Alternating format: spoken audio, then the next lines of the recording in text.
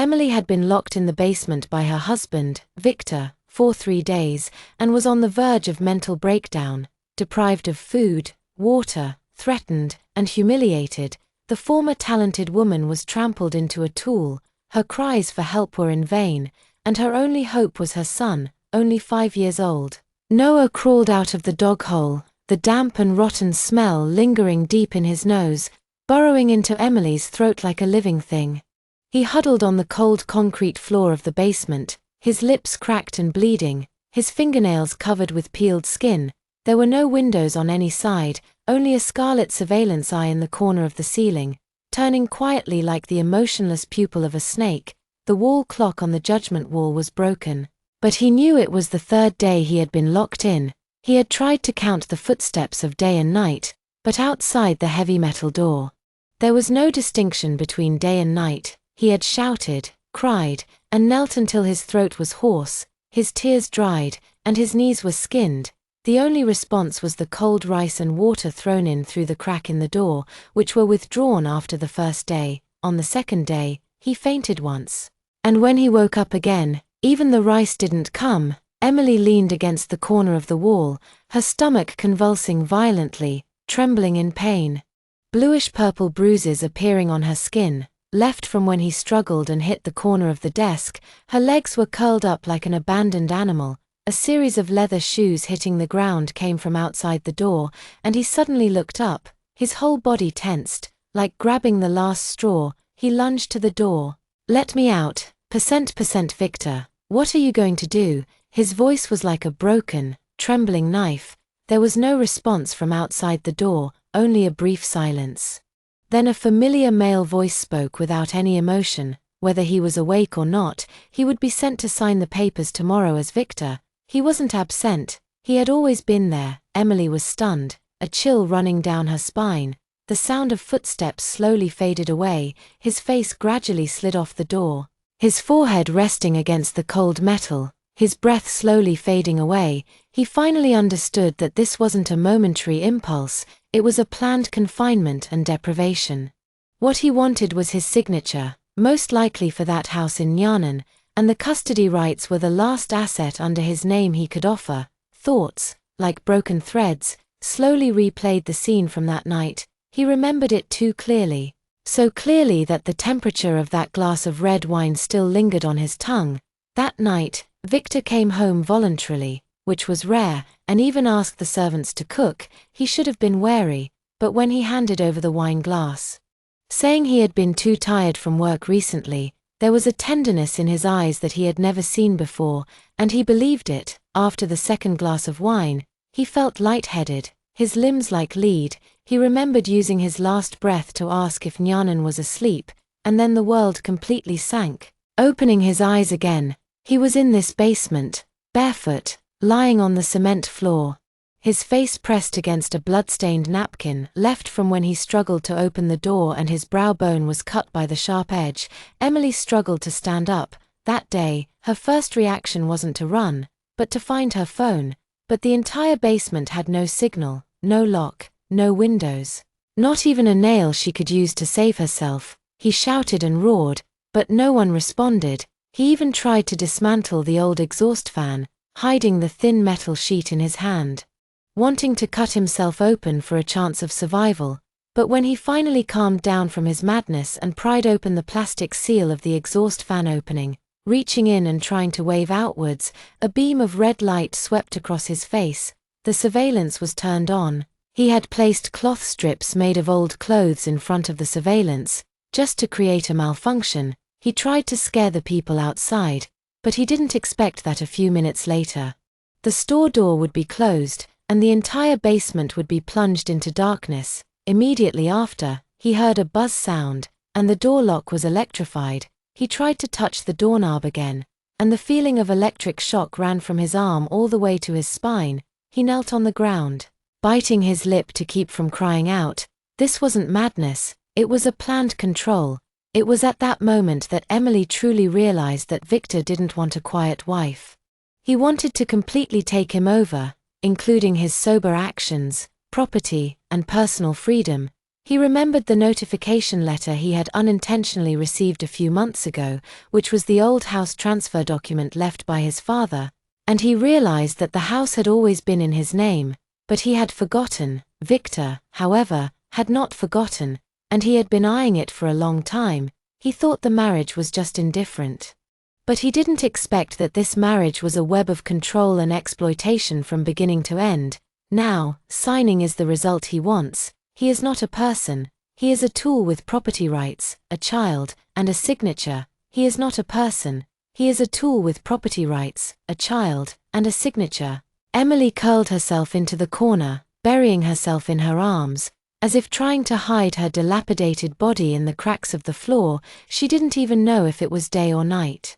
Just as she was almost falling into a semi-conscious state, a light did-a sound suddenly came from above. She suddenly opened her eyes, and the sound came intermittently from the ventilation duct above. "Mom," a small, mosquito-like voice carefully probed out, like a dream. "Mom, are you there?" She almost thought it was an illusion, and suddenly rushed to the ventilation opening, her throat so dry that she couldn't make a sound, and could only beat on the wire mesh. "Nyanan, is that you?"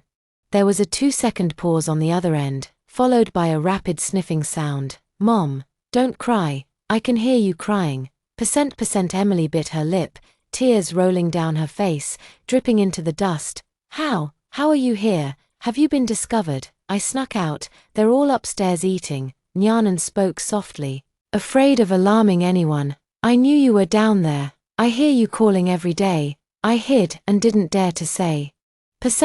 Emily covered her mouth with one hand and gripped the wire mesh with the other, her knuckles turning white. "Mom, don't go to sleep." The small voice carried urgency. "If you fall asleep, they will say you're dead." His throat felt like it was on fire, and his eyes were swollen with pain. "I won't sleep. I'll wait for you to finish speaking. Now listen to what Mom has to say. Listen carefully." She struggled to sit up straight and enunciate, slowly saying each word. "Listen carefully. Nyanan went to find someone to save me and hid something. Do you remember?" The jade pendant from before paused at the end of the vent, and Nyanan said in a childish voice, "It's on your necklace." "Yes, listen carefully. I'm taking it off now. Tomorrow, find the old man who collects bottles in the park, the one wearing grey cloth clothes and a hat.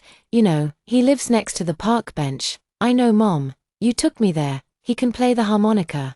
"Yes, that's him." Emily reached out with difficulty, tearing the jade pendant from her ragged cotton underwear.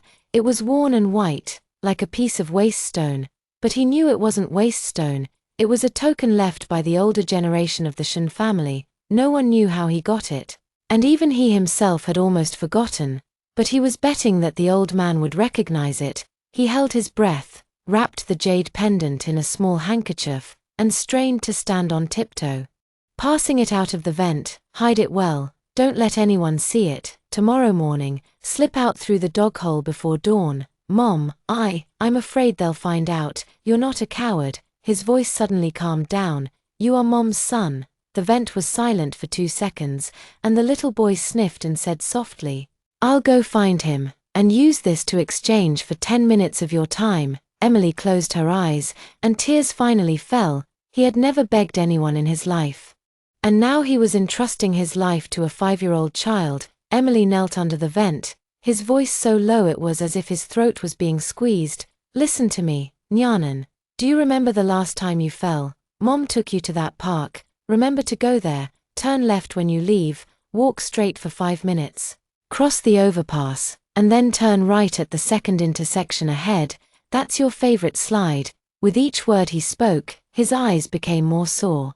"You have to leave before dawn. That's when the security guards change shifts. No one will notice the back door of the community." Yangan hummed softly. "Once you get there, just sit on the bench, whether anyone comes or not, and wait for the old man in grey clothes and a hat. He will come over to collect bottles. When you see him, give him the jade pendant and say," he paused, looking up at the jade pendant, as if swallowing a heavy bet, "say my mom is locked up. And I'm using this to exchange for 10 minutes, he said. Can his mom exchange for that? Yes, he gritted his teeth, even if he had to lie to the end. This thing is a very important token. He will understand when you say it. It was a dull jade, rough to the touch with tiny cracks on its surface.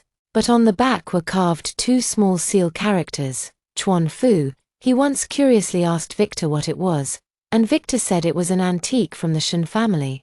Later he learned that it was a personal identifier customized by Charles, the previous head of the Shin family, virtually unrecognizable to outsiders, but circulated internally like a religious symbol. The old man who collected bottles in the park was an elder he had met by chance. Nyanan called him Grandpa Chuan. He didn't know who he was, but once Nyanan pulled him and said that Grandpa said the jade pendant on you was a misprint. Only then did he realize that he might recognize the impending doom. If he was really an old member of the Shin family, then this was his only chance. He carefully wrapped the jade pendant in a clean old handkerchief, knotted it with fine thread, and hid it layer upon layer in your sock. You're not allowed to take it out. You're not allowed to drop it. Understand? Understand? If anyone asks you where you're going, say your stomach hurts and you're going out to find medicine. Did you hear me?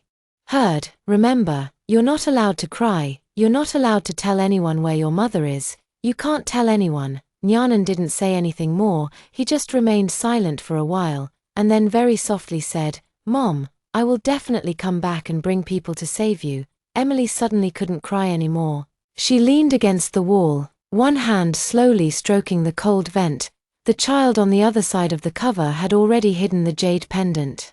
And the sound of footsteps became lighter and lighter, eventually fading into silence. He leaned against the wall and slowly sat down, his throat as if filled with fire, his hands and feet icy cold. From this moment on, he had no other choice. This child was his life, and his last light. Emily didn't sleep a wink all night. She leaned against the cold wall, her eyes fixed on the vent above. Even though there was no sound coming from the dark hole, she didn't dare to blink. Every time the wind rustled or footsteps came from upstairs, her heart would leap, but what she feared most was not the footsteps outside, but the complete silence, because that meant Nyanan might have been caught, once or twice. The sound of clothes rubbing, the slight creak of the iron door, and a small clicking sound like something being pushed hard, as if moving a stool, as if squeezing into somewhere, came from outside. She almost couldn't help but scream. But reason suppressed her instinct. She didn't dare to make a sound. She was afraid of alarming anyone, even a mouse. She could only sit motionless, her bones as if nailed to the ground. Her whole body was hot due to dehydration and tension, as if her skin was burning, but her soul was icy cold. He couldn't remember how long it had been, maybe midnight, maybe dawn, until the faint morning light sneaked in through the crack of the iron gate. He suddenly stood up, staggered to the only ventilation shaft below, where outside was unexpectedly quiet. He tiptoed closer to the corner near the dog hole, the only spot in the basement where he could see a sliver of the surface. Normally, the irregular brick gap was hidden by a broom, but this time, the broom lay askew on the ground, and the little blue jacket he had made for Nyananfeng was gone. His heart suddenly tightened, his breath almost stopped. No, it couldn't have been taken, could it? He muttered, his voice hoarse like tearing paper. No, it wasn't possible. He rushed over, grabbing the gap on the ground with both hands, desperately looking outside. Suddenly, he saw a crumpled paper napkin, the kind used in the kitchen, lying on the dirty steps outside the dog hole. He recognized it at once as the kind he often used to wipe the pot, with tiny red flowers printed on the surface. Scrawled on it in crayon was, "I go to save Mama." The first three ma's were written with incorrect strokes. The fourth was properly formed, and sawdust had drawn a heart. At that moment, Emily knelt on the ground, tears streaming from his eyes like a dam breaking in spring. His child was really gone. He was not a little boy afraid of the dark, not a baby who couldn't leave him. He was his hope, a warrior knocking on the door of this world for him through the darkness. He lay on the cold concrete floor, clutching the paper, crying softly, repeating over and over, "You must come back, Nyanan. Mommy is here waiting for you to save me." Before dawn, the whole city was silent and still, as if it hadn't opened its eyes yet. A section of the protective fence at the back gate of the residential area was loose due to aging, forming a small hole just big enough to crawl through. Noah, wearing his too thin blue jacket, His little fingers red with cold, carefully tugged at the hem of his jacket to prevent the jade pendant hidden in his sock from slipping out. He gently pried open the loose iron railing and slipped through like a kitten. He scraped his knees, but he bit his lip and didn't make a sound. Today was the day he would save his mother, and he couldn't cry. Nyanan stepped on the dew-covered bluestone bricks along the street, walking step by step in the direction his mother had taught him. Because he was too short, he couldn't see the road signs ahead, so he could only rely on his memory of the pink walls, the small cart selling tofu pudding, and the billboard next to the slide. The city was vast, too big for a 5-year-old. The morning wind carried a metallic tang, and only a few sanitation workers and stall vendors were on the streets. He was too nervous at an intersection and didn't look at the traffic lights, nearly getting hit by an electric scooter. The driver cursed. "Little brat, got a death wish." He retreated to the roadside, his small face flushed, but he didn't dare to cry, just watched the cuff in his hand, panting like a puppy. Finally, he saw that familiar overpass. "Look," Mom said, "it's almost there once you cross this." He jogged up the steps, his pace a little lighter, but he didn't notice a middle-aged woman with dyed yellow hair watching him for a while near a distant trash can. She watched him crawl out of the dog hole and stumble through several streets. Now, she put out the cigarette in her hand and walked up. "Little friend, are you lost from your mom?" She squatted down, smiling very gently, but with a noticeable gold tooth at the corner of her mouth. Nyanan shrank back, nodding instinctively. "I'm looking for someone. Is your mom wearing red clothes? I just saw someone in the alley who looked a lot like her looking for you." She held out her hand, smiling. "Come on, Auntie will take you there." Nyanan paused for a moment, just about to lift his foot, but he caught sight of a piece of thick hemp rope sticking out from the edge of her trouser leg. That was the kind of thick rope adults used to tie boxes, impossible to just casually carry around. He suddenly remembered the abduction cases on TV, saying that some bad people would first trick children, then take them away with ropes and sacks. His heart rate suddenly accelerated. His small face ashen, and he didn't move. The woman noticed his hesitation, and her hand moved a little faster. "Don't be afraid, Auntie isn't bad.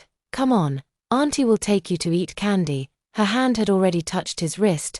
Nyanan felt a sudden jolt, like an electric shock. Mom said, "You can't go with strangers." He screamed and turned to run. The woman's face changed, and she cursed under her breath, "Little bastard," as she chased, pulling the piece of hemp rope out of her pocket. But Nyanan had already rushed down the overpass and plunged into the crowd between the early market stalls. He was small and quick, weaving and winding, disappearing into the crowd. He hid behind a flatbread stall, cowering and panting, his whole body trembling. The woman's curses came from outside. "Damn it. Bad luck. Runs fast." She waited a long time before slowly poking her head out. The wind blew, his little face was frozen red, but he didn't cry. He just lowered his head and carefully felt that the jade pendant in his sock was still there. He whispered, "Mom, I didn't lose it." Then he continued to walk towards that slide park. He whispered, "Mom, I didn't lose it." Then he continued to walk towards that slide park. The sky was already lightening, and cold morning mist swirled above the park. Autumn leaves were all over the ground, rustling underfoot. Nyanan walked along the pink wall by the roadside, passing the familiar slide. His eyes scanning every corner, he remembered that the grandpa always sat on the second bench on the left and would play the harmonica before collecting bottles.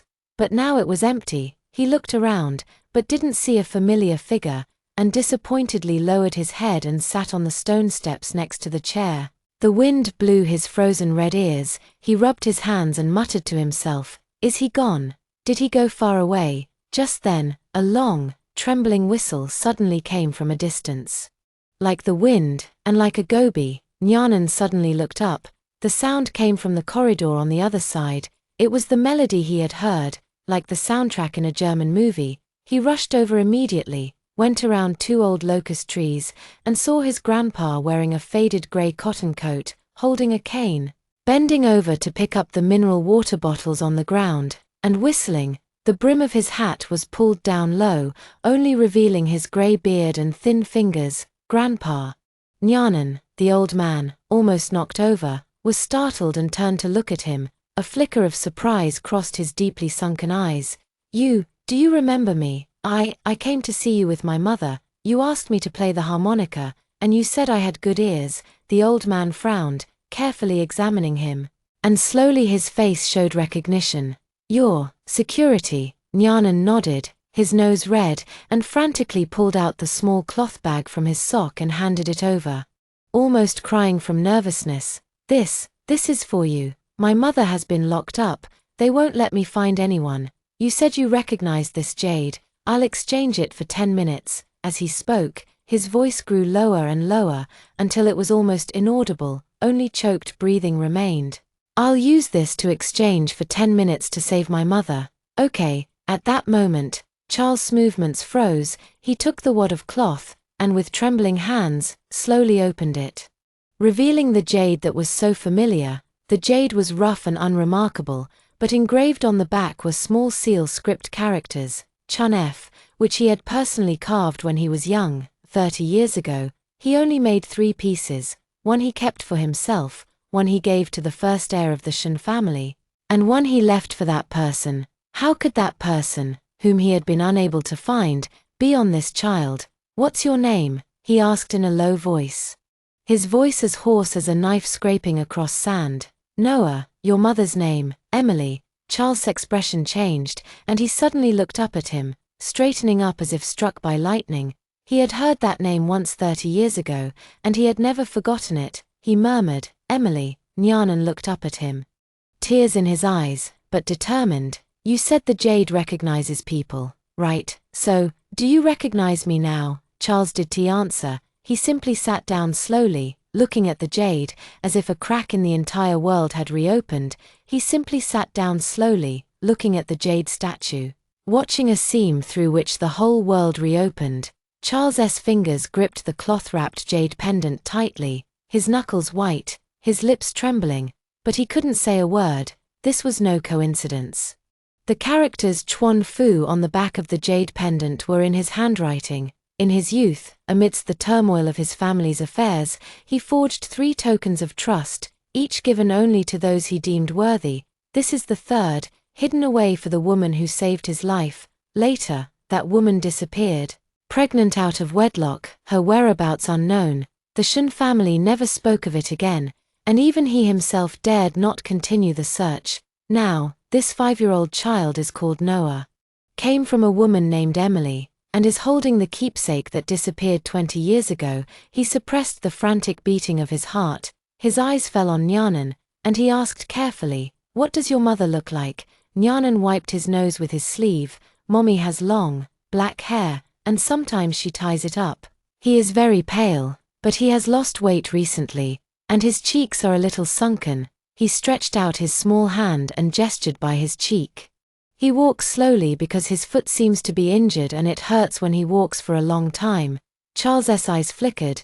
The woman's leg was injured back then, and her left foot was the one that was injured. He had changed it himself. When it hurt on a cold day, he even personally applied ointment to her. "Does your mother speak a foreign language?" he asked tentatively. "Yes," he said. He had mentioned before that the translator, Miss Nyanan, had an amazing memory, and he had said before, he graduated first in his class at university. He was good enough. Charles closed his eyes, his voice as low as a dull knife scratching a finger. It was he had spent 5 years sending people to search through old records, check hospital registrations, and even dig out loopholes in the household registration changes of that year. But he couldn't find him because he was looking in the wrong direction. He always thought his disappearance was voluntary. But he never thought he was being hidden. "Where do you live?" "Jinxabay Villa District." Charles's face gradually darkened. That villa area was within the industrial scope of Shin family's 3rd son, Victor. He hadn't returned to the Shin family for many years, nor had he inquired about his descendants. He originally thought that the child had a cold and hard temperament, but he didn't expect him to be so cold as to lock someone at home for 5 years, not letting him see the light of day. "You said he's locked up where now?" Nyanan lowered her head and said softly, "The basement. He hasn't eaten anything for 3 days. Charles's hand holding the jade pendant tightened, as if he had made some kind of decision. He slowly stood up, looking at the gradually brightening sky in the east, his face full of anger. He hadn't used the Shin family's name to do anything for many years, but today he would personally step forward. This was not a family matter, this was a reckoning. Charles stood in the wind, the jade pendant in his hand heavily pressed on his knuckles. He hadn't used the Shin family's power for many years, and no one dared to urge him to use it, but today, as this piece of jade returned from a child's hand to his palm, he knew he could wait no longer. He slowly took out an old flip phone, a direct line to the Shin family that he never used publicly. It hadn't been turned on for years, and the casing was old. With a snap, the phone opened. The screen lit up, and he dialed a 13-digit encrypted number. The ringtone sounded only once before the other end answered. "Please verify the command code." Charles's voice was steady and sonorous. "Sichuan Province. No, 3, Jochuan." The other end was silent for a second, followed by a burst of rapid keyboard input, with the hum of an indoor fan in the background. Then, the voice on the other end changed significantly, with an undertone of barely suppressed tension. "Master, you're still around, stop talking nonsense." Charles looked towards the rising sun, his eyes like knives. "Within 15 minutes, seal off the Jinsei Bay Villa area. Mobilize all frontline members of the Shin family's former group, investigate the basement in Zone Z1, and control everyone present on the scene. Call Mayor Wei and the mayor, and notify the provincial and municipal corporate headquarters. From this moment on, all assets under Victor's name are suspended from transfer and frozen. Yes, and one more thing." He paused, his voice suddenly turning cold, and told them that this was the old master of the Shin family's pre-return order, and failure was not an option. He hung up the phone, and Nyanan stood by, his little face full of tension. He didn't know what Grandpa was talking about on the phone just now, but he felt that the whole atmosphere had changed. Grandpa was no longer the old man who played the harmonica. He was like a sleeping giant who had walked out of the wind, out of the old days, out of the past that no one dared to mention. Just a phone call shook the power structure of the entire city. Charles put away his phone, slowly squatted down, touched Nyanan's little head, and told his mother to hold on. "Will you go save him, not me?" He looked towards the end of the eastern sky, his voice low and stern. "It's the entire Shin family that will save him." These words were like a boulder, sinking heavily into the morning mist. Charles stood up, leaning on his cane, looking at the distant, gradually warming sky, his eyes filled with fire. He knew clearly in his heart that the phone call just now was equivalent to formally tearing apart the Shin family's decade-long fig leaf. But behind him came a small voice. "Grandpa." He turned around. Noah stood not far away, rubbing his fingers. His small face flushed red from the cold wind, his mouth was pressed tightly, as if he had been brewing for a long time before asking that question.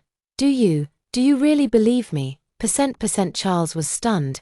Nyanan didn't look at him again, just stared at the tip of her toes, and said softly, "They all say that no one listens to what children say. They say I'm talking nonsense. They say I'm timid and useless, and I cry easily. I'm afraid I led you to the wrong place. Jade is also wrong. Mom is not the person you are looking for either. If you also think I am lying to you." As she spoke, she sniffed, but tears stubbornly refused to fall. "Then Mom will really be beyond saving." Charles took a step closer, his cane lightly tapping the ground with a crisp sound. He crouched down and reached out to straighten Nyanan's crooked knitted hat. The movement was gentle yet extremely slow, as if afraid of startling a wounded little animal. For the first time, he asked gently, "Do you trust me?" Nyanan was stunned. He looked up, his eyes wide. "If you trust me, that's enough." Charles gazed at him, a profound look in his eyes that he had never given to anyone else. "If you trust me, then I trust your mother." There was no further explanation, no reasoning or evidence, just this simple sentence, which pierced into Nyanan's heart like an iron nail. At that moment, the city's morning light finally broke through the fog, and the glow of the sky fell on the jade pendant, reflecting a faint warm light. As if everything was about to begin, in the master bedroom on the third floor of Nyanan Villa, a roar shook the chandelier. Victor's voice was like cracking steel, almost a roar. "Wang So, where is Mr. Liu? Where is the child?" He rushed out of the room barefoot, wearing a robe. His eyes swollen from not sleeping well, but his eyes were burning with fire. The servants looked at each other, not daring to respond, their footsteps chaotic. Wasn't it said that the person was locked up? He raised his hand and slammed the bedside table heavily on the floor. "Can't even watch a child. Is he even human? That bitch." The sound of shattering porcelain came from upstairs, and Emily heard it clearly in the basement. He curled up in the corner, his nearly dry eyes wide open. Not moving, Victor kicked over the kitchen chairs like a madman, pushing open every door. Surveillance footage. Pull up the surveillance footage. He strode into the control room, the secretary standing trembling to one side, barely able to hold the computer steady. "Pull up everything from yesterday until now and try it." His eyes were bloodshot, his finger on the mouse, dragging frame by frame, as if cutting through his own patience. Finally, he saw the image, at 5:12 a.m. The garden camera showed a child in a small blue jacket, head down, slowly crawling out of the dog hole next to the wire fence. Moving slowly and somewhat awkwardly, he glanced back, as if making sure no one had noticed, and then disappeared into the night. Victor paused for a moment. Then the mouse in his hand flew out with a snap, hitting the screen hard. The glass shattered and sparks flew. "He's out. That damn kid is out. How did he know he could crawl through the dog hole? Who taught him? Was it that woman? Did she teach him?" The secretary was so frightened she was incoherent, saying the surveillance showed no contact. Miss Sue had been in the basement and hadn't gone out. Victor took a deep breath, the veins on his neck bulging. He suddenly sneered, "A dog hole. He can tolerate that. 3 days without food can trap a dog, can save lives. Very well, Emily, so you haven't given up on anything." He turned to walk downstairs, shouting as he went, "Seal the doors. Immediately block the dog hole, weld the garage door shut, lock all the windows, no bodyguards are allowed to leave, turn in all cell phones and walkie-talkies," turning the entire villa into a state of emergency, with servants scattering and running like the eve of a storm about to explode. And Victor stood at the bottom of the stairs, clenching his fists, his eyes as cold as ice blades. He gritted his teeth. "If this little thing dares to go out and say anything, don't blame me for being ruthless." Downstairs, the servants and bodyguards were double-locking every window. The dog hole was welded shut with iron plates, and the entire villa was like a sealed coffin. Victor stood in the center of the living room, unnaturally calm, already contemplating how to salvage the situation, delete the surveillance footage, control the narrative, shift the blame to the nanny. He thought he still had time. He was drastically wrong. At that moment, from the roof, the chandelier flickered, and the entire villa was abruptly plunged into darkness. "The power's out. What happened?" he roared. No one answered. The power system was out of control, not just in the living room, but even the backup lights weren't working. The secretary frantically rummaged for the walkie-talkie, only to find the screen was dead. The walkie-talkie had no signal. Victor's eyelid twitched, and just as he was about to ask something else, suddenly, boom!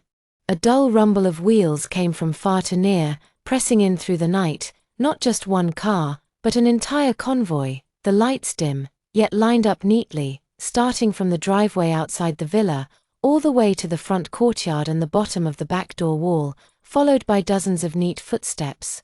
The rhythm of leather boots landing, the beeping of communicators being pressed, and a cold, clear shout.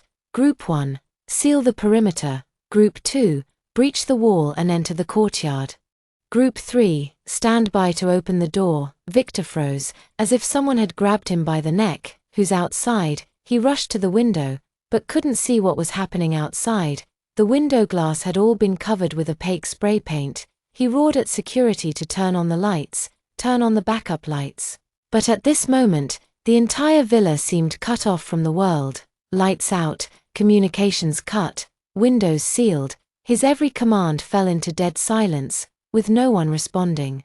He finally realized something was wrong, and he turned to look at his secretary, his voice unsteady for the first time. "Did someone come in?" The secretary was ashen-faced, her hands trembling. I don't know. There was no notification, not even the guards came, before the phone call was over. A loud command that didn't belong to this villa rang out, all targets locked, ready to open the door, target individual, Emily, room coordinates confirmed. Victor's face suddenly turned pale. Who was manipulating his home's electronic control system? Who was listening to his room? He rushed to the basement door like a madman, only to find that the original electronic lock system on the door had been automatically disengaged. He pressed the control panel, and the screen only displayed 4 words, "Permission transferred." The basement remained silent. Emily leaned against the corner of the wall, his hands tied behind his wrists, the marks so deep they looked like purple-black ropes. His face was chapped from dehydration, his lips pale. He didn't know how much time had passed, from the shouts and breaking china he'd heard upstairs, to the complete silence that followed. His nerves had been stretched taut, then slowly numbed. He didn't dare think about whether Anne had succeeded. He didn't even dare hope that he could get out alive. He just mechanically raised his eyes and looked at the camera above his head, the lens flashing faintly, like a cold eye staring at him. Then it went out. The red light on the camera went off, without a sound, but like a dead monster. Emily was stunned. The next second, click, the crisp sound of a mechanical lock disengaging rang out. He slowly turned his head, and the heavy metal door silently opened by itself. A sliver of cold light seeped in, illuminating a faint glimmer on his chapped lips. The light outside the door wasn't warm, but it was brighter than anything he had experienced in the past 3 days. He subconsciously shrank back a little, his heart pounding wildly. Was it him? Had he come to settle the score? His body trembled uncontrollably, and he coughed dryly, just about to speak. A clear yet respectful male voice came at this moment, speaking with a steady pace and a well-trained military accent. "Miss Sue, you may come out now." She suddenly raised her head and saw 2 young men in black suits with gold badges standing outside the door. They were expressionless, yet their eyes conveyed a clear sense of execution. They were not anyone from this villa. They didn't belong to Victor. "You are Emily, correct?" One of them stepped forward, slowly bowed, and extended his hand. "We are here to take you home." At that moment, Emily felt something snap in her chest, her throat filled as if with something hot, and her eyes ached so much she could barely open them. He didn't speak immediately. He simply looked down at his scarred wrists, as if unsure whether any of this was real. "Am I still dreaming?" His voice was as light as air. "Or am I already dead?" The man in black barely moved, answering softly, "Not a dream, and certainly not hell. It is your son." Tears finally streamed down Emily's face uncontrollably as he staggered to his feet, walking step by step toward the door. The exit, bathed in white light before him, was like a rebirth portal after 5 years. His voice trembled, yet it carried an unprecedented firmness.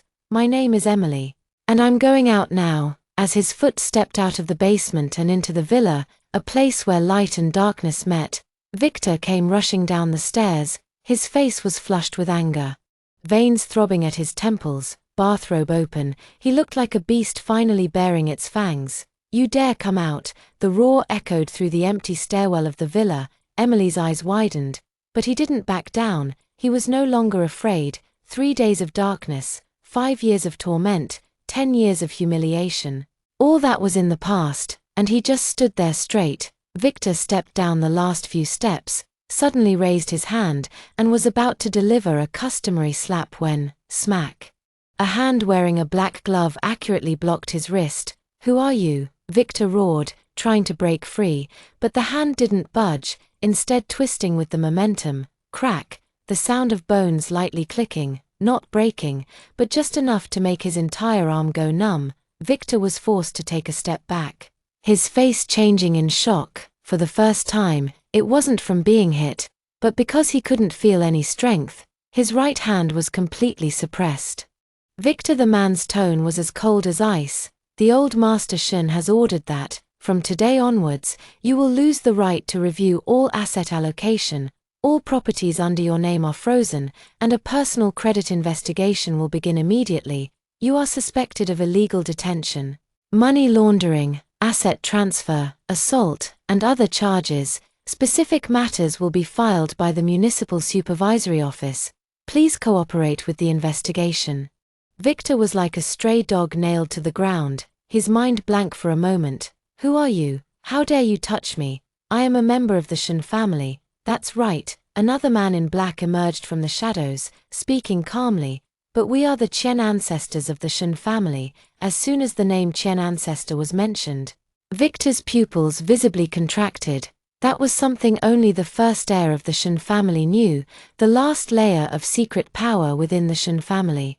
Personally controlled by the old master, they usually don't appear and are only responsible for correction. How could you be? Before he could finish his sentence, he realized something. It's him. He made a move. No one answered him. Several men in black had quickly entered the scene, forming a silent encirclement around Victor. His struggles utterly futile at this moment, he shouted in a trembling voice, "Are you crazy? For a woman, a bastard." Smack, a crisp slap rang out. But it wasn't him hitting someone, but him being hit. Emily stepped forward, one hand raised high and swung down, her eyes devoid of any disappointment. "This is what you owe me." Victor's face was turned to the side from the slap, and at that moment, he seemed dumbfounded, not shouting anymore. Because he finally realized that he was no longer the person who could control everything, and Emily was no longer the woman who could only hide in the shadows and beg for survival. Silence filled the living room. Victor, clutching half of his face, stood among a group of men in black, like a broken statue. No one called him CEO anymore, and no one spoke a word for him. His arm was still numb, his ears were ringing, but in his heart, only one insane thought remained: impossible. He didn't believe any of this was really happening. They couldn't do this. He leaned on the coffee table to barely stand steady, his throat like rusty iron. "I am a direct descendant of the Shin family. I have shares, I have inheritance rights. Who dares to touch me?" As soon as he finished speaking, a deep male voice belonging to Victor rang out from the direction of the entrance. The door slowly opened, and a gust of cold air entered the room. The first to step over the threshold was the mayor himself, dressed in a neat suit with a stern expression. He was followed by two high-ranking officials from the public security system. Behind them, a slow but upright elderly man with white hair, steely eyes, and a black wooden cane walked in. He showed no emotion, yet his presence made everyone in the room tense. Charles, the first generation of the Shin family to pioneer the territory, once single-handedly built the Shin dynasty, announced his retirement 10 years ago, and has never appeared in public. Now, he stands before Victor, his eyes indifferent. "Inheritance?" he asks, his voice low and clear. "You say you have it." Victor's throat tightened, but he still tried to force his voice. "Grandfather, I am the son of the family head. I have never made a mistake. This woman is lying. She wants to destroy the Shin family, and has already destroyed the Shin family for long enough." Charles interrupted him, raised his cane and slowly pointed it at his feet. "From this day on, your shares will be frozen, your identity and inheritance rights permanently revoked. You are no longer a member of the Shin family." Once the hornet's nest was stirred up, Victor staggered backward, his face turning from flushed to pale, almost unable to speak. What right do you have? You can't just remove me like that. I have a legal identity." Charles glanced at him, his gaze devoid of anger. "Only the final judgment of an old man on a failed product. Your surname is Shin, but that doesn't mean you are a member of the Shin family. You used the Shin family's resources, used the Shin family's name, imprisoned a woman for 5 years, almost killed his son, transferred assets, and used illicit accounts. You have lived like a maggot these years, and now, I am going to completely remove you from the Shin family." Victor finally couldn't hold on any longer and knelt down on the ground. Silent, he looked at the old man before him, the one who had once controlled his destiny, publicly declaring his complete loss of power in his most embarrassing moment. In that instant, he finally understood that no one would speak for him anymore. Charles turned his head to look at Emily. That one glance more solemn than any words. He slowly extended his hand, his voice finally tinged with a hint of warmth. "Miss Sue, welcome back." Emily paused for a moment. The hand was old but strong, the palm calloused, yet it felt safer than any hand she remembered. Trembling, She grasped it as the black motorcade slowly entered the old Shin family mansion. The mountain road twisted and turned, the thin morning mist yet to dissipate, the wheels grinding out a delicate sound on the bluestone slabs. Halfway up the mountain, red walls and green tiles stood, the massive gates as majestic as ever. The three gilded characters on the plaque, Kun Jing Tang, were weighty in proportion and imposing as a mountain. This was the century-old foundation of the Shin family, and also the place where power had never been absent. The car door opened, and emiled Nyanan out. He was wearing a borrowed hospital jacket, his hair not yet completely dry, and a faint blush on his face. Nyanan, on the other hand, huddled beside him, wearing that somewhat dirty blue jacket, his eyes nervous, his fingers tightly gripping his mother's delicate feet. They stood in front of the Shin residence, like two out-of-place shadows. 2 rows of servants stood neatly in front of the door, dressed in uniforms, their eyes all focused on the mother and son, but no one came forward, no one spoke, and no one bowed. The air was as cold as solidified cement. And a heavy applause rang out. A silver-haired old woman slowly walked out of the hall in front of the main room, wearing a dark blue cheongsam, her eyes slightly drooping, but her expression was stern. And she held a piece of heavy wood in her hand, a dragon-headed cane. Old Mrs. Shun, Charles' legal wife, accompanied him from the commercial battle to the top, and although she is old, her eyes are still as sharp as knives. She walked down the steps step by step, her eyes paused on Nyanan for 3 seconds, and then slowly moved to Emily, her eyes as if she was looking at an unwelcome intruder. When did the Shin family's door become a place where just anyone can enter? The voice wasn't loud, but every word chilled one to the bone. Emily didn't move. He stood straight, with no trace of ease or polite smile in his eyes. "No, who are me and my son?" he said calmly. The old lady sneered, her gaze like a knife scraping across his face. "What's the background of that son of yours? You say a bastard, a woman no one acknowledges, and you think you can just come back and try to get a share of the Shin family's wealth with nothing but empty words? A fine calculation, indeed." Several Shin family relatives behind them also whispered, their mouths hinting at malice. Nyanan was frightened and shrank back, quietly hiding behind his mother. Emily glanced at him, then reached back to hold his palm, gently squeezing it with a firm grip. He looked up at the old Madam Shin. "Whether we are qualified to enter is not up to you to decide. We came here, and it was old Master Shin himself who sent someone to pick us up, with Mayor Shin accompanying us. If you think there's a problem, you can call them now and tell them to take us back." The old ladies exchanged glances, and the expressions of those around them changed instantly. Emily's lips were slightly pursed, not smiling, but it was more like a sharp blade. "I'm not here for your approval, but to remind you that we're back. And the true heir is standing before you." The old lady's face gradually darkened, her fingers tightening on the cane. "What arrogance!" She chuckled softly and turned to instruct the female housekeeper beside her to call the people from the blood bank. Didn't he want to identify the blood? Verify it thoroughly first. If he can't identify it, don't blame me for having them sent back the way they came. Emily didn't back down at all. "Fine. Let you see if Nyanan has the qualifications." In the side hall of the Shin family's old mansion, the air seemed to be sucked out in less than 20 minutes. The Shin family's private medical team was summoned, all dressed in white, with steady steps and swift movements. Blood testing equipment was wheeled into the living room, complete with the store's initial screening system. Old Mrs. Shin sat on the rosewood master chair at the head of the room, staring expressionlessly at the mother and son below the steps. Emily sat next to Nyanan, reassuring him in a low voice. "It's okay, baby, it's just a little blood, I'm not scared." Nyan nodded, his little face tense, but his voice still trying to be steady. The doctor quickly collected blood samples from the mother and son and the Shin family's bloodline, and then an assistant quickly compared them outside the hall. The whole place was silent, no one spoke, and even the servants walked carefully, afraid of making any noise that would disturb the atmosphere. After 15 minutes, a middle-aged doctor in a white coat returned, holding a tablet in his hand, and reported in a steady tone. "Madam, preliminary blood type matching results are out. Master Nyanan and Victor are both type O, which highly suggests a direct family relationship. The second type of comparison is being conducted simultaneously, and the current fragment locus matching rate is 98.6%.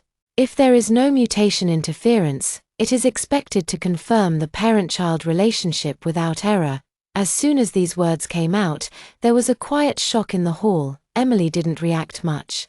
Only lowered her head and touched Nyanan's back, but the old lady's cane, which was originally as steady as a pendulum, shook slightly at that moment. Almost no one noticed that he didn't speak, only slowly shifted his gaze to the locust tree outside the window, as if a piece of old affair was blown by the wind, disturbing the prudence he had built up for decades. Of course, he knew what this matching rate meant.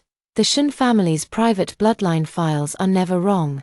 He has personally managed them all these years, who is eligible to inherit and who is not, and even he himself has never crossed the line. But now, this 5-year-old child is actually the old lady, the doctor reminded him in a low voice. He slowly came back to his senses. His expression returning to calm, only his voice was slightly low and hoarse. %% temporarily seal the report, make 3 copies, and do not circulate it without my permission. The doctor immediately responded, "Yes, sir." His gaze fell on Emily again, still sharp, but without the contempt and denial from before. It was a measuring gaze. Emily sensed it, but he said nothing, only returned the gaze steadily. At this moment, he knew they were beginning to be taken seriously. After the blood test, Emily and Nyanan were arranged in a temporary guest room in the backyard of the old house, ostensibly to take care of the children, but in reality still under surveillance. While the atmosphere in the main hall of the Shin residence quietly changed, a family meeting will be held at noon tomorrow, and members of the eldest house, second house, third house, and the Shin family, almost all collateral members with some status, have arrived one after another, while exchanging polite greetings. They secretly exchanged glances. I heard the blood types matched, and the doctor has already reported the preliminary results. The DNA is still being rechecked. Is this true or false? This is too sudden. Wasn't it said that she was just a mistress back then? Victor, how could he register the child under his name? Wasn't he kicked out back then? He's been raising the child for 5 years, but what if it really turns out to be true? Wouldn't the child be the primary heir? The surroundings went silent for a moment as these 4 words were uttered.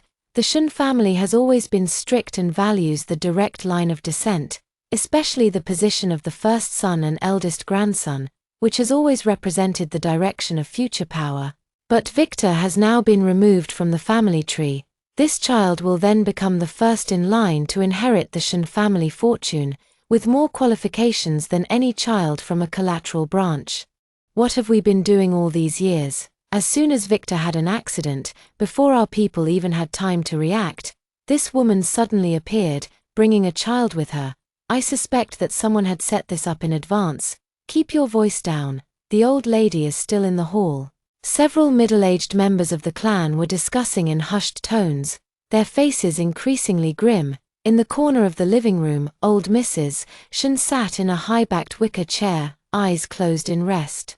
While a servant brewed tea for her, the stove crackled, but no one noticed the slight whitening of her knuckles as she gripped her cane. Clearly, she hadn't missed a single word of the hushed discussions. She knew better than anyone that the power within the Shin family was shifting. Once that child's identity was confirmed, even if the old Mrs. was still alive, she wouldn't be able to stop it. He would be the rightful first heir. She quietly opened her eyes and whispered to the person beside her, "Call the representatives of the eldest and second sons. I have something to say." As dusk fell, the wind in the backyard of the Shin residence carried the cool scent of grass. Emily was in the room changing Nyanan's clothes, but he kept squirming. His eyes fixed on the window. "Mom, are there many rooms over there?" Emily said calmly as she straightened his cuffs. "That's where the old master and the head of the family used to work. Outsiders can't go in." Nyanan nodded as if he understood, but as soon as his mother turned around, he sneaked out. He was naturally curious about this place. Bypassing the corridor, he stepped on the bluestone path, squeezed through the gap between 2 rockeries, and finally arrived at an old vermilion door. A plaque was affixed to the door, which was tightly closed. Bearing the inscription Shin Family Head's Private Study, there was no handle, only an embedded touch panel on the side of the door. Nyanan tilted his head and looked at it. He didn't know where he got the courage from, but he reached out and pressed it. The first blue light flashed, and the touch panel instantly lit up. Accompanied by a deep prompt tone, it said fingerprint recognition in progress. Nyanan was startled and wanted to pull back his hand, but it was too late. Then a line of text appeared on the panel: recognition successful, reviewing next generation direct descendant default descendant number 01, permission confirmed, open door, click asterisk. The study door opened by itself. Nyanan stood there, his mouth wide open. Behind the door was a library filled with old wooden bookshelves and rosewood desks. The room was dust-free, with constant temperature and humidity. A bronze tripod stood in the center, and a scroll of the Shin family genealogy hung on the wall. The holographic system in the corner instantly started up and announced, "Welcome back, young master." At the same time, in the parlor, the old Mrs. had just picked up her teacup when a butler suddenly rushed in, panting. "Old Mrs. Something bad has happened." She frowned slightly. The butler was covered in sweat. The study of the old Mr. Shin was opened. The old lady's face changed, daring anyone to try opening it. That child, without guidance, directly opened the door, and the system defaulted to him being qualified to enter. The old lady slammed the table, shattering the teacups. At this moment, Nyanan had already quietly entered the study, standing in front of that old photograph, which showed a row of people: Charles in his youth, Victor as a child, and a row of old black and white photographs. Interrupted bloodline. He raised his head and said softly, "Mom said that this used to be Grandpa's study. So can I read here for a while?" Nyanan was small, sitting on a high rosewood armchair, his feet not even reaching the ground. The study was quiet, except for the soft hum of the air conditioner and the occasional shifting light from the holographic projection. He opened an illustrated version of Sun Tzu's Art of War, carefully reading each page, but the sound of footsteps outside the door grew closer. The next second, bang, the vermilion study door was violently kicked open, and the old Mrs. Shin rushed in quickly, supported by a servant. Her face was livid, and her eyes seemed to burn through the study. "Get out of here," she screamed, her voice piercing the entire room. "This is the Shin family's main study, not a place anyone can enter. What do you think you are, daring to sit here and rummage through our ancestors' books?" Nyanan trembled with fear, instinctively shrinking back into the chair. Emily followed closely behind. Just arriving at the door when she saw the old lady glaring at her son, her eyes turned cold, and she immediately stepped forward to block her. "Old Mrs. Shin, please have some respect for yourself. Don't think that a blood test gives you the right to act recklessly." The old lady didn't back down, her eyes like knives. "The rules passed down through the Shin family for generations couldn't be broken just because you brought back a bastard. This study, only the heir personally appointed by the old man is qualified to enter, otherwise, it would be a great disrespect, and whoever condones it is a sinner." The more he spoke, the louder his voice became, and the Shin family relatives outside the hall were also attracted and peered in. Emily sneered, "It's a pity we didn't break in. The door opened by itself, didn't it?" The old lady was about to flare up when a voice suddenly came from inside the room, deep and steady, with an irresistible weight. "Enough." The crowd turned to see Charles standing at the door, leaning on his dragon-headed cane, slowly entering the study he hadn't stepped into for a long time. His eyes first fell on Nyanan's small figure sitting obediently, hands closing the book, quietly getting up. Then he looked at old Madam Shin. "You said this room couldn't be entered." The old lady was stunned. "I didn't mean that. You personally set the permissions for this room. I was just..." Charles slowly walked to the control panel embedded in the doorframe, reached out and pressed it twice, and the display screen popped up instantly. "Data record, current access record number 01, default descendant activation method, automatic fingerprint identification permission authorized. Look for yourself." He didn't even look at the screen. His tone was indifferent. This room's door hasn't been opened in 10 years, as you said, and only the future master of the Shin family can open it." The old lady's face gradually turned pale, her lips trembled slightly, but she couldn't utter a word of rebuttal. Charles slowly walked to the center of the study and stood still, pausing to survey the room before delivering his final sentence with a booming voice, each word carrying weight. "This house only recognizes money, not people." His presence here meant he was now in charge. The entire Shin family mansion was so silent you could hear a pin drop, and no one dared to question him further. Nyanan's eyes widened as he looked at his grandfather, leaning on a cane, with a mixture of understanding and confusion. Charles looked down at him, his voice softening. "If you like this room, come here often, it's your study now." The color drained from the old lady's face as she watched the redwood box fall into Emily's hands, as if it were something ominous. The next moment, she slammed her cane hard on the floor. "Ridiculous," he exclaimed. "What right did an outsider have to take the Shin family seal?" Emily did not speak, her expression calm. She merely tilted her head slightly, looking at Charles, who was sitting in the main seat, calmly drinking tea. The elderly but still composed man slowly raised his eyes, unhurriedly put down his teacup, and said in an understated tone, "She is not an outsider, she is Nyanan's mother." The old lady was so angry that she laughed. "Nyanan's mother, she is your grandson, that's right. But she was just brought back by Victor from his affairs outside back then. The woman has no status, no identity. Today you let him take Shin family's seal. Tomorrow you want to write her into the genealogy." He almost roared. "He is not a Shin family member. Why should he care about the Shin family's child?"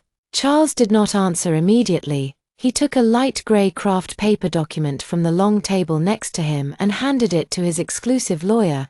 The lawyer stood up, walked to the middle hall, unfolded the document, and read it aloud. "Shin Nyanan, the core heir of the Shin family, is granted Emily as guardian due to her young age. Emily, as Nyanan's biological mother, now formally assumes the auxiliary guardianship of the Shin family's core inheritance, and has all equivalent rights and responsibilities in education, medical care, finance, immigration, and interpersonal decision-making.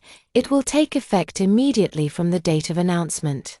The old lady's face was pale, as if all the blood had been drained from her body in an instant. "Are you crazy?" he murmured. "You actually wrote him into the main line guardianship authorization." Charles raised his eyes and glanced at him, his voice low. "You ask me, is he a member of the Shin family?" He was not angry. His tone was calm, but every word was as heavy as gold. "Now that he speaks, the Shin family must listen." "Is that enough?" The old lady staggered back a step, as if she couldn't stand still. The collateral relatives next to her quickly supported her, but dared not speak. Everyone in the hall looked at each other, and fell silent for a while. Charles stood up, his eyes sweeping over the old lady, then over both sides, over those who had once been condescending and gossiping, the line of stewards from the direct line of the Shin family, and finally landing on Emily. He spoke, his voice not loud, but like a bell ringing, exploding in the hall. "From today on, the Shin family will be named Su." The moment he finished speaking, no one dared to refute him. After a few seconds of silence, applause began to come from some corner. Him. Then there was more applause, resounding through the hall. And those guests and relatives who had once looked down on Emily had awkward expressions, but had no choice but to applaud. The moment the applause rang out, it was not only a public recognition of a new mistress, but also a quiet farewell to the old order. Emily did not shed tears. She simply lowered her head, took the hand of Xiao Nyanan beside her, and said softly, "Remember this sound. From today on, we are no longer people living under someone else's roof." In the Rose Hall on the 5th floor of the most expensive private club in the western district of the city, a ladies' gathering called the Feiyu Thoughts Afternoon Tea is in progress. Champagne morels tread on diamond catwalks. Limited private wines, from the background music to the angle of the waiter's tie, reveal a sense of the order of the elite circle, elegant exclusivity. Emily stood in front of the check-in area, wearing a low-key dark blue long dress, with exquisite and indifferent makeup. He had no interest in attending such occasions, but he received a special invitation to participate in the financial sector's succession as the financial representative of the Shin family. The letter was signed by Amanda, Victor's former business partner, and now the most active female VIP in the ladies' circle. But when he arrived to check in, the lady smiled politely and said, "You are Victor's ex-wife, aren't you? Please come this way." Emily's eyes narrowed slightly. She didn't say much, and just followed him into the venue. He was led to a round table in the farthest corner of the hall, next to equipment boxes and camera tracks. The flowers on the table were half wilted, while the surrounding tables were brightly lit, surrounded by elegantly dressed women, a mix of perfume and power. They introduced each other to the new watches on their wrists and showed off their limited edition bags. As Ruoqing sat down, the host on stage began the opening remarks. He wasn't mentioned as an invited guest, nor was his current position in the Shin family introduced. The host simply said in a light tone, "This is Victor's ex-wife." A few barely audible snickers arose from the audience. Ruoqing didn't move, not even lifting her eyelids. The woman sitting at the center table in the main seat was applying fiery red lipstick, holding up a giant South African pink diamond ring to the sunlight on the balcony. That was Victor's new love. Vanessa is nominally a cultural consultant for the Shin-chan investment branch, but in reality, they have been openly cohabitating for quite some time. "I really feel sorry for Sister Ruoqing," who giggled tenderly and sighed to the noblewoman next to her. He also used to be in the spotlight, but now his voice is soft, yet every word is barbed. But rising to the top through children is always a bit difficult. After all, women rely on family ties to get attention. The wealthy women echoed in agreement, bursting into laughter. Wasn't she a translator before? She probably doesn't understand finance. Exactly. Can he even be considered representing the Shin family? The current social circle really lets just anyone sit at the table. Emily remained still, calmly taking a sip of tea, her movements unhurried, as if she hadn't heard anything. But just as the sounds of mockery were about to fill the entire hall, she suddenly looked up at the host and, in a voice as light as the wind yet capable of silencing the entire room, asked, "Qingxiao, are you finished with the introductions? If not, perhaps I can introduce myself." A slight murmur of surprise rippled through the room. Some turned their heads, others covered their mouths to stifle giggles, and still others simply stopped what they were doing, waiting for the spectacle to unfold. Emily slowly stood up. He didn't deliberately raise his voice, but his tone was calm and clear, like silently drawing a thin-bladed dagger, its edge so fine that it cuts without drawing blood. "I am Emily, the legal financial proxy holder of the Shin Family Trust and the current director of risk control for Shin's core assets." After saying this, he simply glanced at the host. "It's okay if you skip me.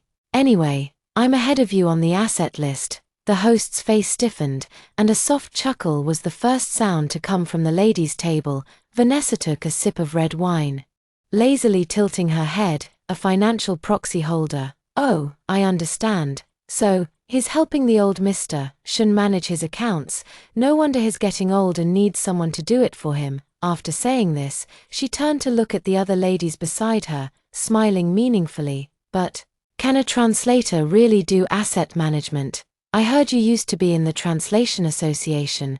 Have you even touched a fund before?" The people in the back rows immediately burst into laughter. "He used to be so-and-so's personal translator, right? Majored in German, spouted a bit of English, and got himself a golden rice bowl from the Shin family, considered quite respectable. Who in the financial circle doesn't look at academic qualifications and professional qualifications? How many S-level funds does he know? He thinks he can manage first-class assets just by memorizing some English." Emily still didn't respond. He simply turned slightly to the side, placed the cream-colored envelope he was holding on the table, and gently pushed it forward. It was an original draft of a foundation agreement, typeset entirely in German, densely packed with professional jargon and investment terms. He said calmly, "You're right, I am a translator, so I can understand how many errors are buried in this foundation contract better than you can." The whole room paused, and Vanessa's expression changed drastically. "What do you mean?" Emily smiled slightly. tapping the paper with her fingertip.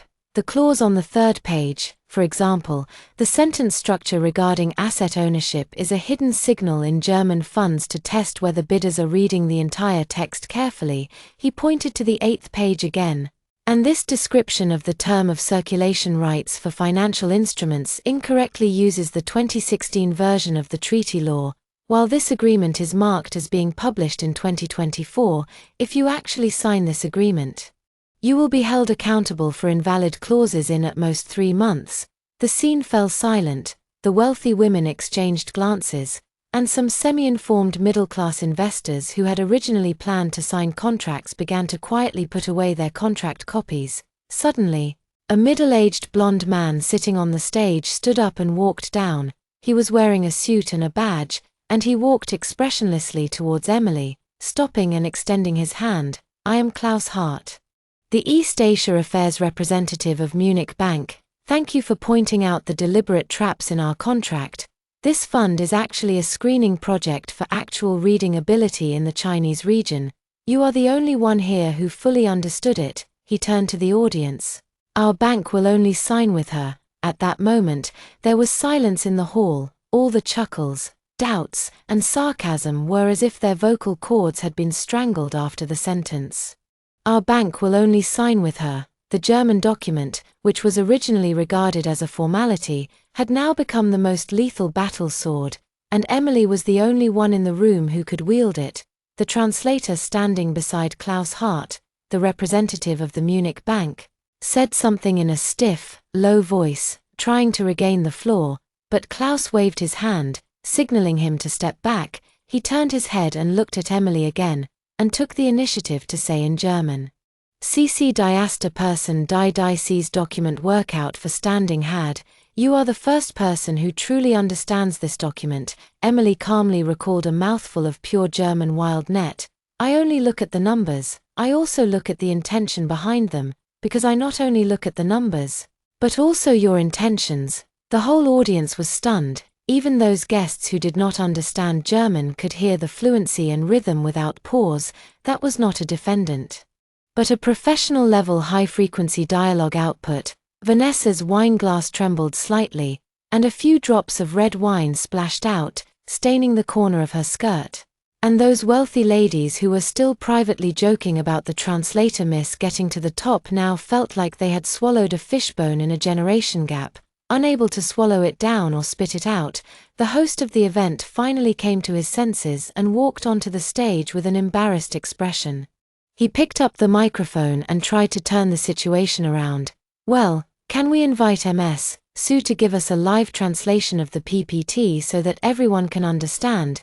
"Yes." Emily walked onto the stage, her tone calm but unwavering. The screen switched, and without shifting his gaze, he began to translate. This page is titled Asset Structure and Trust Roadmap. The first paragraph states that this fund relies on the core asset model after the restructuring of Deutsche Trust Bank in July 2022.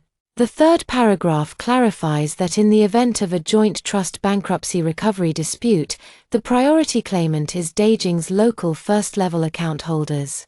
Note that this point is deliberately weakened in the Chinese materials. He translated very quickly, almost at the level of simultaneous interpretation, with seamless transitions between sentences. Then, he paused and pointed to page 6, saying that this page has a problem. In the asset ownership column, the overseas trustee is written as holding instead of ownership, which means that the funds belong to the platform temporarily during liquidation and not as legal property. And investors have no right to withdraw their funds immediately. As his voice trailed off, the entire room erupted. The wealthy women looked bewildered, asking, "What does that mean?" %%. Emily turned her head and explained in a calm tone, "It means that once you invest your money, it's placed in the other party's name as a temporary wallet. If there's any trouble, they'll run first, and you won't even have the right to fight for it." The venue began to stir, with some people already taking out their phones to check if there were any problems with the fund. Others were whispering doubts about whether the organizers had known about it all along. Meanwhile, Klaus on the stage nodded to signal the staff to switch to the last page. Emily glanced at it, pausing before speaking. Her brows furrowing slightly, she pointed to the lower left corner of the page and said that it cited the 2016 version of the German private equity fund regulatory white paper, which contained key clauses that had been repealed in 2021. This document had not been filed in China and was a grey asset document. As soon as these words came out, the whole place erupted. Several investors who had planned to invest seven-figure sums instantly turned ashen and almost got up to leave. However, Mr. Klaus suddenly applauded, his claps resounding powerfully. He solemnly extended his hand to Emily and said, "Thank you. Our bank deliberately inserts incorrect clauses in every Asian roadshow, only to identify cooperation parties who truly understand the contract. Today, only you have passed." He turned to the host and said, "Please revise all materials. From now on, the Shin family will only be represented by him." Emily nodded slightly, not showing any hint of triumph. He simply turned and stepped off the stage, taking a seat at the corner table where he had originally been placed, but now that corner had become the brightest focal point in the entire venue. 3 years later, on the 78th floor of the High Center in the Nanjiang Financial CBD, at 7:40 a.m., the Nanjiang mist churned, and the skyline of the financial district resembled a cluster of floating islands, tranquil, austere, and detached. Before the floor-to-ceiling window, Emily sat in a deep grey leather chair, clad in a tailored suit with no adornments at the collar. As minimalist as a blade, he lowered his head. Flipping through a stack of documents, the pre-summit report for the Global Women's Financial Security Summit, the metal chain bracelet watch on his wrist ticked, its surface etched with the precise patterns of German craftsmanship. The time pointed to 7:41. The office was as silent as ice. Until a light knock came from outside the door, and assistant Lynn Amanda pushed the door open. With a visitor list in her hand, her expression subtle. After hesitating for a few seconds, she spoke. "Victor is out of prison." Emily's hand paused for a moment as she turned the page, but he didn't look up, just hummed softly, Lynn slowly observed his expression, and added, "He earnestly requests to see you once." This time, Emily raised her eyes. His pupils were as calm as mercury. With no waves in his eyes, he just glanced at the assistant and his tone was as faint as air. "What identity did he use to apply?" Lee Amanda whispered. "Ordinary visitor." Emily withdrew her gaze, slowly closed the file, placed it in a leather document bag, and then got up and walked to the floor-to-ceiling window. He stood upright, like a statue, with the suspended city skyline behind him, the financial heart of southern Xinjiang flowing beneath his feet. From here, he could overlook the entire city's breathing, yet hear no noise. After a long while, he asked softly, "Did he know I was one of the holding directors of this building?" "She knew," Amanda Lynn replied softly. "She knew that I am now the chairman of the National Women's Welfare Foundation." His voice was unhurried, and he also knew.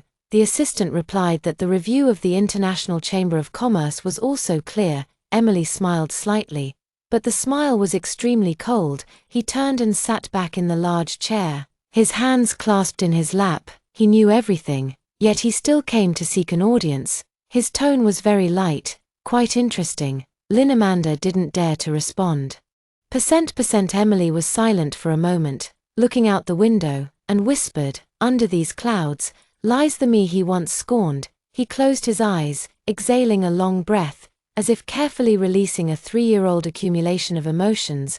After a few seconds, he opened his eyes and resumed his usual calm tone. Not seeing him, Emily refused the meeting, but he didn't completely ignore the matter. He raised his hand and tapped the table lightly twice to call up the visitor entrance surveillance.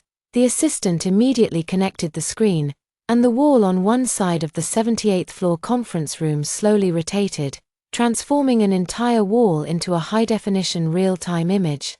The first-floor entrance surveillance footage loads, and Victoris sitting on the bench in the center of the surveillance screen, almost unrecognizable, the once handsome face, once hailed as a rising star in the business world, is now lined with age, scars, and fatigue. His cheekbones are prominent, his eyes are deeply sunken, and the shrewdness and sharpness of the past are long gone from his eyes. He is wearing cheap suit pants, his feet are dragging on the ground, his face is covered with stubble, and his complexion is as pale as paper.